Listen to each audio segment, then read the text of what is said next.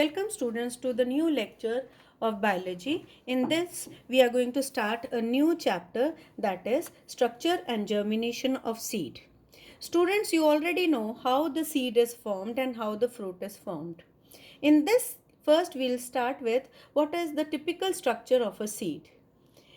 There are three basic parts in a seed: the embryo, food stored, as well as the seed coat. The delicate embryo, it has two main parts, the plumule and the radicle. Plumule is called the embryonic shoot and radicle the embryonic root. This delicate embryo is surrounded by the tissue which is called as cotyledons, and the cotyledons in turn are surrounded by the food storing tissue called as endosperm, and the whole of the seed in turn is protected by a waterproof covering which is called as the seed coat. Surrounding the seed coat, on one side we see that there is a pore which is called as a micropyle, which was seen even in the integuments, if you remember. After we have discussed the typical structure, we will see what are the types of the seeds if any one part of the seed is extra or something is missing. There are two types of seeds: dicotyledonous seeds and monocotyledonous seed. If there is one cotyledon, it is called monocotyledonous. If there are two cotyledons, it is called as dicotyledonous seeds. Now, both of these seeds, depending upon whether the endosperm is present or absent, the seeds can be endospermic or albuminous seeds and non-endospermic or the exalbuminous seeds. First, we'll talk about the examples of monocotyledonous. Under the albuminous seed, the examples are maize, wheat and rice. And under the exalbuminous seeds, the example is elisma. Now, in case of dicotyledonous, for endospermic, the example is castor and cotton. For non-endospermic or exalbuminous seed, the example is bean, gram and pea. To study the structure in detail, we start with the dicotyledonous non-endospermic seed, that is the bean seed. On seeing the external features of the seed, we see the seed is kidney shaped, and on one concavity we see there is a scar which is called as hilum. This was the place where the seed stalk was attached. Now the seed coat which has developed from the integuments, there was a pore between the integuments that was called as the micropyle. So we see the micropyle even in the seed coat still persisting over here. Talking about the internal structure of the seed, I have shown two figures over here.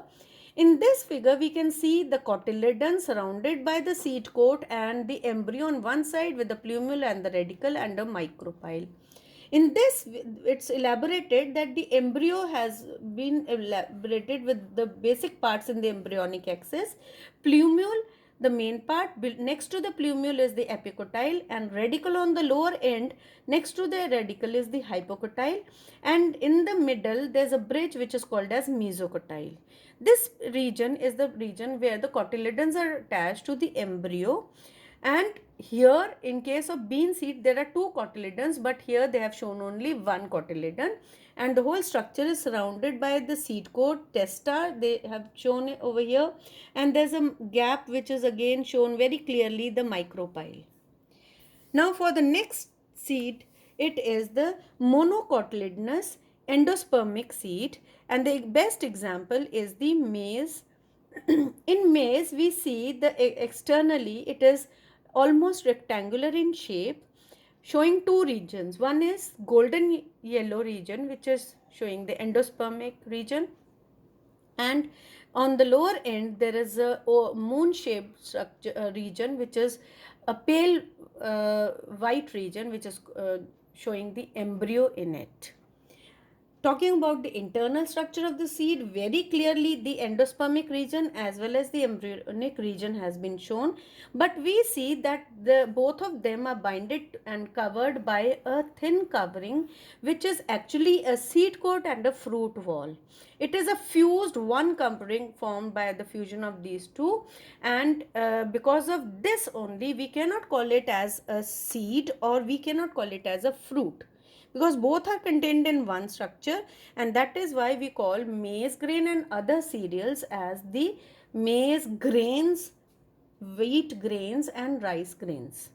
Talking about the endosperm, it stores carbohydrates, proteins and fats, and the outermost layer of the endosperm shows the protein rich layer, which is specially named as aleurone layer. On the lower side, the embryonic region, the embryo is present in the laps of a single cotyledon. In maize grain, the cotyledon is called as scutellum. And talking about the embryo, both plumule and radicle with the epicotyle and the epicotyle in the center are shown, but the plumule is covered by a thin tissue which is called as coleopatile, and radicle, which is again a delicate region, is covered by the coleorhiza. On comparison between the two seeds, we can see the shape kidney shaped over here. Here it is almost rectangular. Here we see the seed coat, and over here fused fruit wall and seed coat are present. There is no endosperm in the bean seed, only cotyledons are present, and here in this there is cotyledon also, and on one side this food storing tissue endosperm is present. So this is endospermic seed, this is non-endospermic seed.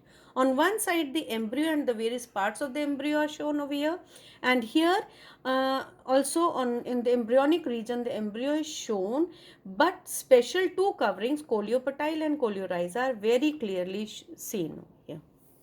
Next, we see that even if the seeds are developed and scattered, they do not grow into a new plant. That means at once they don't germinate. Even if the favorable conditions are there, they wait for a resting phase, and this resting phase is called as the seed dormancy. In this, there is the complete blockage of the seed entering into germination.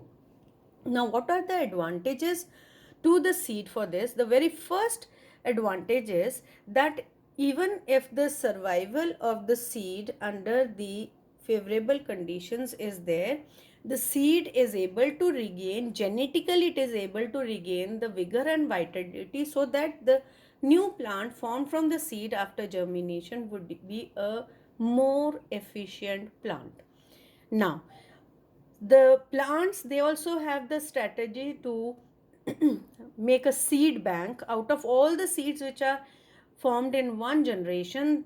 Some of them they may germinate, but the rest they may stay over there, overcoming the extreme cold and the drought conditions, and later on they may germinate. So it acts as a store bank also. Now, once this dormancy period is over, the seed has to wait for the favorable conditions. Now, let's see what are the favorable conditions. Water, oxygen and temperature are the main favorable conditions which are required for germination. Light, which is actually not the favorable condition, but only after the seedling with the first primary leaves are formed, the light is required. To start with, let's see how water helps. Water as well as oxygen enter the seed through the micropyle. Now, when this water enters the seed, the contents of the seed, they are swollen up and the seed coat becomes soft. Due to the pressure generated inside, the seed coat is ruptured and an easy growth of the plumule and radicle is taking place now. Side by side, we also see that the protoplasm, the cotyledons or the food stored tissue region, as well as the enzymes, they are also activated, due to which the metabolic activities speed up. And during this metabolic changes, we see that there is a hydrolysis taking place of the stored food, that is starch, into the simple soluble food, that is the sugar, with the help of the enzymes. Over here, we also see that after the nutrition has been converted into soluble state, it is transported along with the water, so towards the growing embryo. The next condition, oxygen, because metabolic activities they have speeded up, they require enough of energy, and for this energy to be gained, oxidation of glucose takes place along with the help of oxygen. And all these metabolic changes which are going on, they should be taking place at an optimum temperature, that is between 25 and 35, during which time the activity of the enzymes and the metabolic changes are at a faster rate and more effectively. So these were the various conditions for germination. In the next lecture, we will be talking about what are the experiments related to the condition, and we'll be talking about the germination stages.